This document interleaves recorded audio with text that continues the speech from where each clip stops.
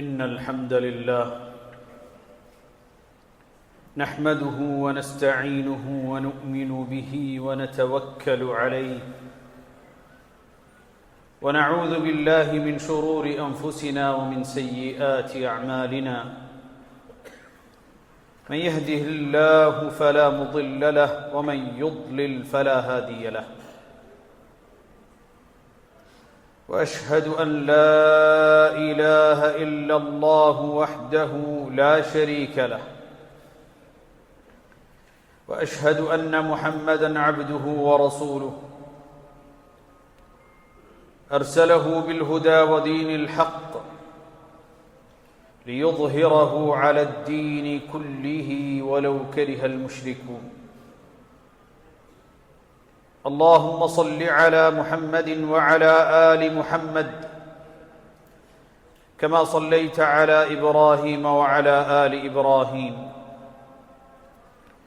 اللهم بارك على محمد وعلى آل محمد كما باركت على إبراهيم وعلى آل إبراهيم إنك حميد مجيد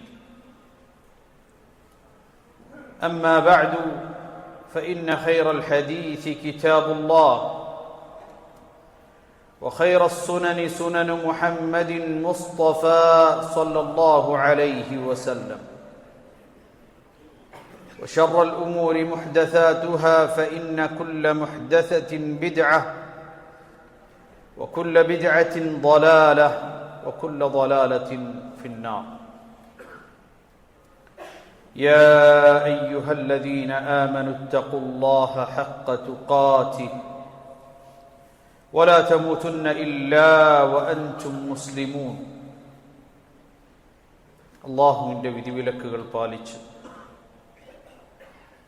തഖ്വയുള്ളവരായി ജീവിക്കണേ എന്ന് വസിയ്യത്ത് ചെയ്യുകയാണ്, ഉപദേശിക്കുകയാണ്. قال الله عز وجل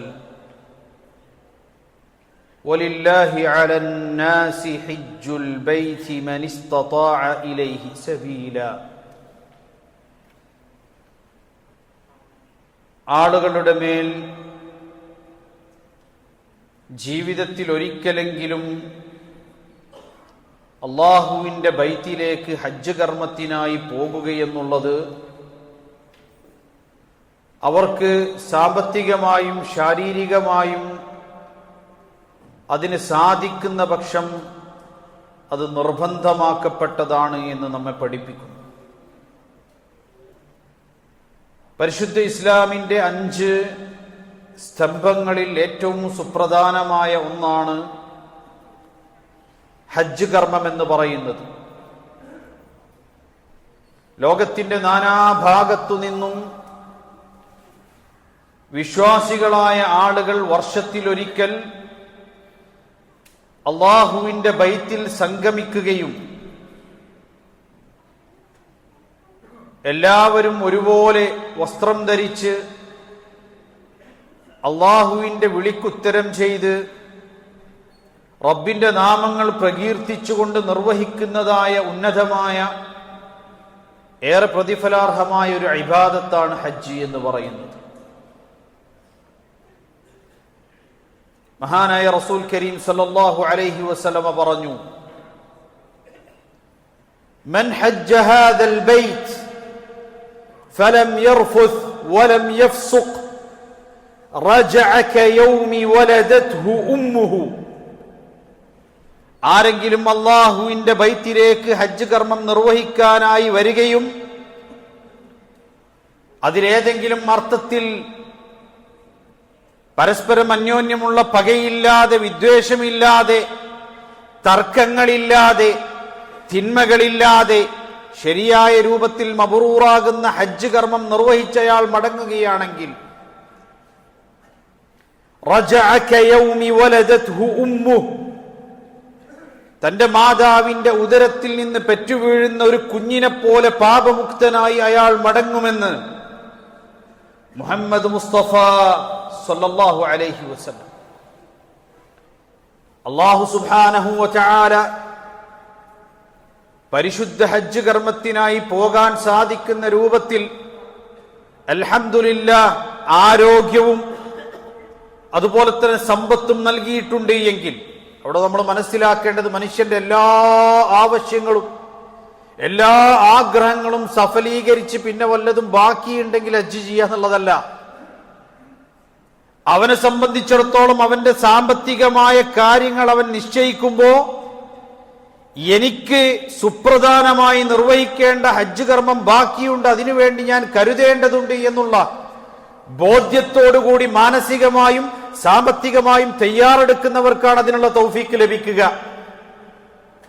അതായത് എന്റെ വരാനിരിക്കുന്ന ഈ ഒരു കാലത്തിനുള്ളിൽ എനിക്ക് ഇൻഷാ അല്ലാഹ് ഹജ്ജ് നിർവഹിക്കണമെന്നുള്ള ലക്ഷ്യം അയാൾക്കുണ്ടെങ്കിൽ അയാൾക്ക് അതിനു വേണ്ടി സമ്പാദിക്കുവാനും അതിനുള്ള പണം സ്വരൂപിക്കുവാനും സാധിക്കുമെന്നർത്ഥം. അല്ലാതെ എല്ലാം മിച്ചം വെച്ച് എല്ലാ ആഗ്രഹങ്ങളും കഴിഞ്ഞ ശേഷം ഹജ്ജ് നിർവഹിക്കാം എന്നുള്ളതല്ല. قال النبي صلى الله عليه وسلم تعجلوا إلى الحج تعجلوا إلى الحج يعني الفريضة. അല്ലാഹു സുബ്ഹാനഹു വ തആല ഒരു മുസ്ലിമിന്റെ മേൽ നിർബന്ധമാക്കിയ ഹജ്ജ് കർമ്മം നിർവഹിക്കാൻ ഒരുപാട് കാത്തിരുന്ന് പ്രായമായി ചെയ്യാം എന്നല്ല നിങ്ങൾ കരുതേണ്ടത്. സാധിക്കുമ്പോൾ ചെയ്യണം.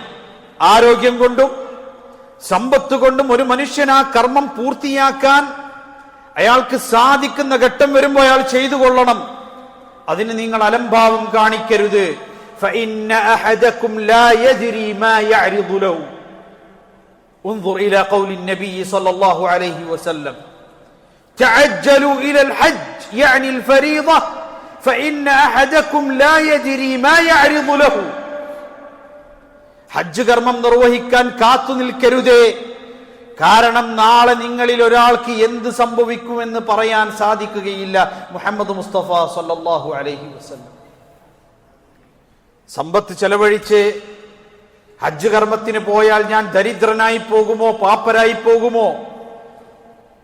യഖൂലു നബിയ്യു സല്ലല്ലാഹു അലൈഹി വസല്ലം താബിഉ ബൈനൽ ഹജ്ജി വൽ ഉംറ فإنهما ينفيان الفقر والذنوب. تابعوا بين الحج والعمرة. ഒരു ഹജ്ജ് ചെയ്യാനും ഉംറ ചെയ്യാനും അവസരം കിട്ടിയാൽ മറ്റൊരു അവസരം കൂടി ലഭിക്കുകയാണെങ്കിൽ ചെയ്തോളൂ. താബിഉ ബൈനൽ ഹജ്ജ് വൽ ഉംറ. ഇനി ഹജ്ജിന് പോകാൻ ഒരാൾക്ക് സമ്പത്തില്ല, പക്ഷെ ഉംറക്ക് പോകാനുള്ള സമ്പത്തുണ്ട്, അൽഹംദുലില്ലാഹ്. ഒരു ഉംറ ചെയ്തതാണ് മറ്റൊരു ഉംറ ചെയ്യാൻ സാധിക്കുമെങ്കിൽ ചെയ്തുകൊള്ളൂ. അല്ലാഹുവിന്റെ റസൂൽ സല്ലല്ലാഹു അലൈഹി വസല്ലമയുടെ വാക്കുകളാണ്. കാരണം എന്തെന്നറിയുമോ? ഫഇന്നഹുമാ യൻഫിയാനിൽ ഫഖറ വദ്ദുനൂബ്. ഉംറക്കും ഹജ്ജിനും പോയാൽ തനിക്ക് ദാരിദ്ര്യം പിടിപെടുമെന്നല്ല, തന്റെ സമ്പത്തിൽ നിന്ന് അതിനൊരു സംഖ്യ ചെലവഴിക്കണ്ടേ എന്നല്ല. ദാരിദ്ര്യം നീങ്ങുവാനും അവന്റെ പാപങ്ങൾ പൊറുക്കപ്പെടുവാനും ഹജ്ജും ഉംറയും കാരണമാണ് എന്ന് മുഹമ്മദ് മുസ്തഫ സല്ലല്ലാഹു അലൈഹി വസല്ലം. ഒരാൾക്കൊരു ഉംറക്ക് പോകാൻ സാധിച്ച ആ ഉംറ അയാളുടെ ദാരിദ്ര്യം നീങ്ങാൻ കാരണമാണ് എന്ന് മുഹമ്മദ് മുസ്തഫ സല്ലല്ലാഹു അലൈഹി വസല്ലം. പ്രയാസങ്ങൾ നീങ്ങുവാൻ കാരണം എന്തെന്നറിയുമോ? അൽ ഹാജ്ജു വൽ മുഅ്തമിർ അൽ ഗാസി ഫീ സബീലില്ലാഹ് വൽ ഹാജ്ജു വൽ മുഅ്തമിറു വഫ്ദുല്ലാഹ്. ഹദാ ഖൗലു നബി സല്ലല്ലാഹു അലൈഹി വസല്ലം. അല്ലാഹുവിന്റെ റസൂൽ പറയുകയാണ്, അൽ ഗാസി ഫീ സബീലില്ലാഹ്, അല്ലാഹുവിന്റെ മാർഗ്ഗത്തിൽ ജീവനും സ്വത്തും സമർപ്പിച്ച് ധർമ്മസമരത്തിന് വേണ്ടി പുറപ്പെടുന്ന ഒരു മനുഷ്യനും, വൽ ഹാജ്ജു വൽ മുഅ്തമിർ, ഹജ്ജിന് പോകുന്നവനാകട്ടെ ഉംറക്ക് പോകുന്നവനാകട്ടെ, വഫ്ദുല്ലാഹ്, അല്ലാഹുവിന്റെ അതിഥികളാണ്. ദഅൗഹും ഫഅജാബൂഹു, അല്ലാഹു അവരെ ക്ഷണിച്ചു, അവരാ വിളിക്ക് ഉത്തരം ചെയ്തുകൊണ്ട് അവിടേക്ക് എത്തി. ഫസഅലൂഹു ഫഅജാബൂഹു, അപ്പോൾ അവർ അല്ലാഹുവിനോട് ചോദിച്ചു, ആ ചോദിക്കുന്നത് റബ്ബ് നൽകുകയും ചെയ്തു എന്ന് മുഹമ്മദ് മുസ്തഫ സല്ലല്ലാഹു അലൈഹി വസല്ലം. ഒരാൾ ഹജ്ജിന് പോകുമ്പോ ഉംറക്ക് പോകുമ്പോ പ്രാർത്ഥിക്കുന്ന പ്രാർത്ഥനകൾക്ക് പോലും അല്ലാഹുവിന്റെ പക്കൽ വലിയ സ്ഥാനമുണ്ടെന്നും അത് അള്ളാഹുവിന്റെ അതിഥികളുടെ പ്രാർത്ഥനയാണ് എന്നും പഠിപ്പിക്കുന്നതായ ഹദീസാണിത്. ഹജ്ജിന് പോകുന്നവരെ സംബന്ധിച്ചിടത്തോളം മനസ്സിലാക്കേണ്ട ഹദീസാണ്. അള്ളാഹുവിന്റെ വിളിക്കുത്തരം ചെയ്ത് ഇന്ന് കാണുന്നത് പോലെ ചില ആളുകൾക്ക് വലിയ രൂപത്തിൽ പ്രൗഢി കാണിക്കാനോ മറ്റുള്ളവരെ കാണിക്കുവാനോ വേണ്ടിയോ ഹജ്ജോ ഉംറയോ ചെയ്തിട്ട് കാര്യമില്ല.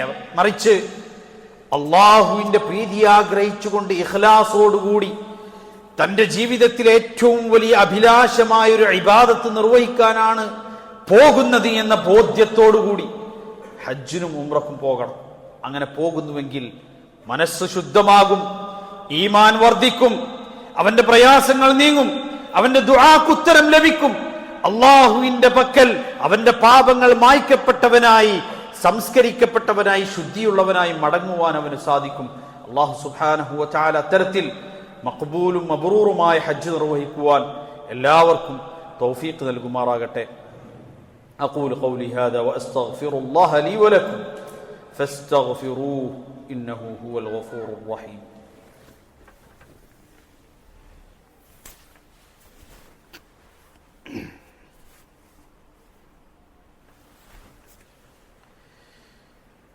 الحمد لله رب العالمين والعاقبة للمتقين ولا عدوان إلا على الظالمين وأصلي وأسلم على المبعوث رحمة للعالمين نبينا وقدوتنا محمد وعلى آله وصحبه أجمعين أما بعد أيها الإخوة أوصيكم بتقوى الله നസൂക്ഷിച്ചുകൊണ്ട് തഖ്വയോടുകൂടി ജീവിക്കണേ എന്ന് വസിയത്ത് ചെയ്യുകയാണ്, ഉപദേശിക്കുകയാണ്. قال النبي صلى الله عليه وسلم الحج المبرور ليس له جزاء إلا الجنة. പുണ്യകരമായ അള്ളാഹുവിന്റെ പ്രതിഫലം കാക്ഷിക്കുന്നതായ ഹജ്ജ് കർമ്മം, അതിന് സ്വർഗമല്ലാതെ മറ്റൊരു പ്രതിഫലവുമില്ല എന്നാണ്. അതുകൊണ്ട് ജീവിതത്തിൽ ഹജ്ജ് നിർവഹിക്കാൻ അവസരം ലഭിച്ചവരാണ് എങ്കിൽ ആത്മാർത്ഥമായി റബ്ബിനെ സ്തുതിക്കുകയും അല്ലാഹുവേ എന്റെ ആ ഹജ്ജിനെ നീ സ്വീകരിക്കുകയും ചെയ്യണേ എന്ന് പ്രാർത്ഥിക്കുക. ഇനി അവസരം ലഭിക്കാത്തവരാണെങ്കിൽ അല്ലാഹുവേ ഹജ്ജ് എന്റെ ജീവിതത്തിന്റെ ഒരു ലക്ഷ്യമാണ്, ആ ലക്ഷ്യം പൂർത്തീകരിക്കാൻ വേണ്ടിയുള്ള മനസ്സും തൗഫീഖും എനിക്ക് റബ്ബേ നീ നൽകണേ എന്നുള്ള പ്രാർത്ഥന ഉണ്ടാകുക. മാനസികമായി നമ്മൾ അതിന് തയ്യാറെടുക്കുകയും ചെയ്യുക. അല്ലാഹു സുബ്ഹാനഹു വ തആല തൗഫീഖ് നൽകുന്നതാണ്. വല്ലദീന ജാഹദൂ ഫീനാ ലനഹ്ദിയന്നഹും സുബുലനാ.